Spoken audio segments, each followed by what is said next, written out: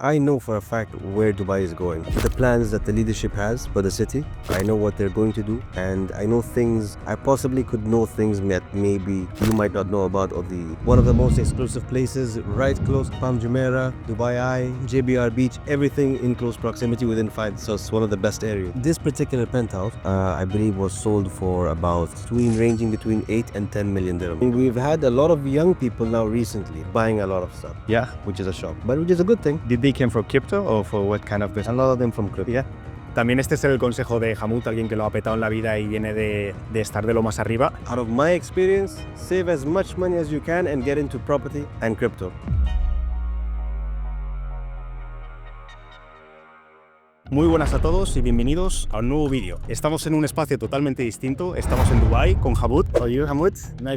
Pleasure to see you and to have you on my YouTube channel. Hamut es uno de nuestros clientes recurrentes. Tiene una inmobiliaria en Dubái, el cual estamos haciendo mucho contenido y todos estos días estamos aquí con él. Así que hoy vamos a presentaros este apartamento increíble. Es un ático. Where is it located? We're in the heart of Dubai Marina, basically in the beginning of Dubai Marina. It's like one of the most exclusive areas of Dubai, right? One of the most exclusive places, right close to Palm Jumeirah, Dubai, JBR Beach, everything in close proximity within 5, so it's one of the best areas. That's perfect. We're gonna tell who the designer of all this penthouse is, but after the house tour, yeah, we're gonna explain something. So let's start the videos. So Hamut, who designed this penthouse? So this penthouse was designed by Roberto Cavalli, and it's not only this one, but there is an entire tower that is based on his design only. Branded residences by Roberto Cavalli from Denmark. Denmark is like a constructor. Denmark is a developer, and they have many properties within Denmark itself. They do have a lot of brand sense, like Roberto Cavalli. They will have a Roberto Cavalli tower. You know, from A to Z, everything inside will be just Roberto Cavalli itself.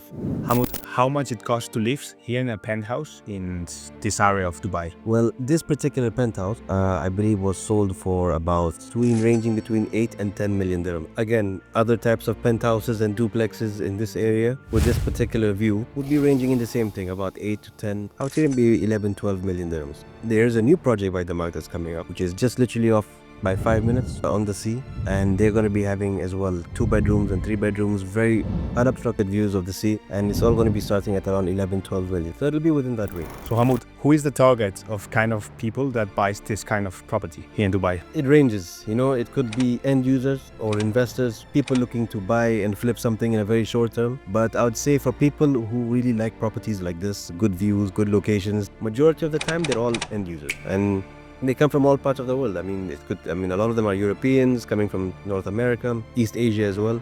They prefer these kind of places close to water, you know, close to the beach. I would say, like, yeah, they buy these things just for them to use it at the end. In the end, it's not that much like an inversion. It's more like to enjoy the inside of the flat. Exactly. Even people who are retired as well, they prefer buying this for the end, you know, just for getting it ready, just so that they can come and live it. Okay, and it's not always someone buying it just to invest. That is the case, but I would say it's a bit 50-50. Okay, and more old people or young people that can afford this kind of prices? I mean, we've had a lot of young people now recently buying a lot of stuff. Yeah. Which is a shock, but which is a good thing. Did they came from crypto or for what kind of business? A lot of them from crypto. Yeah. A lot of them from crypto, I won't lie. So Hamut, we have explained a lot of this beautiful penthouse. I want to talk about you a little bit. Who is Hamut? Where you come from? What are you doing here in Dubai? What's your story? In 1 minute, if you could tell to people who is Hamut, who you are. Well, for starters, my actual name is Mood. Yeah, Mood is my nickname. Yes. But yeah, my name is Muhammad. We're national, born and raised in the UAE. I have a lot of dear friends.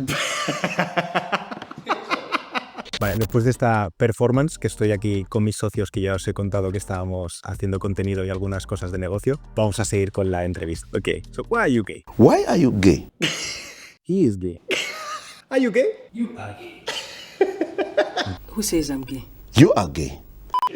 No, okay. Now let's go seriously. I've been actually into real estate for quite some time now, and being born and from here, from the UAE, watching the city grow from the beginning itself, I mean, it positions me in a very unique place when it comes to real estate and anything like that. I've seen the city grow from the beginning itself. I know where it's come from, where it's gone so far, and I know where it's going in the future. I still have yet a lot to learn, I won't lie. I mean, it's a learning thing for everyone in general. Every day is a new learning day. But yeah. And where is it going in the future? Why you have it so clear? I mean, I think because I know for a fact where Dubai is going. The plans that the leadership has for the city, I know what they're going to do, and I know things, I possibly could know things that maybe you might not know about or the general public might know about, but but there is a very good plan that, you know, the leadership has come out with, which is going to be creating the UAE, for putting it on the map in the sense like a place for everyone. Not just the UAE nationals itself, but for everyone to come and be happy. Esto es una cosa que hemos visto mucho, lo que dice que Dubái es como, bueno, los Emiratos es para todo el mundo, en el sentido de que es una ciudad que te llama mucho para estar en cuanto a emprender, en cuanto a montar negocios, en cuanto a... Te atrae mucho no solo por el temas fiscales, que evidentemente está ahí, sino un poco más allá por el networking que puedes hacer, el tipo de personas con el que puedes conocer, el tipo de negocios que puedes hacer, y es una ciudad que te invita mucho al tema del emprendimiento, a sacar tu mejor versión, y eso creo que es una cosa que igual no es lo que ha dicho, él se ha centrado más un poco en temas de inversiones, real estate y todo, pero es una pequeña conclusión que he sacado yo de una cosa que él ha dicho. In the real estate, you can invest without having money, like for young investors or people who want to start investing on real estate. If you wanted to invest with a minimal amount, you could have options like where you buy something in off-plan, where the payments are stretched out 3 months apart or 6 months apart, or sometimes even post-handover, which means that you pay after it is delivered. There are different developers with different payment plans, which make it easier for someone that doesn't have too much money, who can move but still wants to buy property.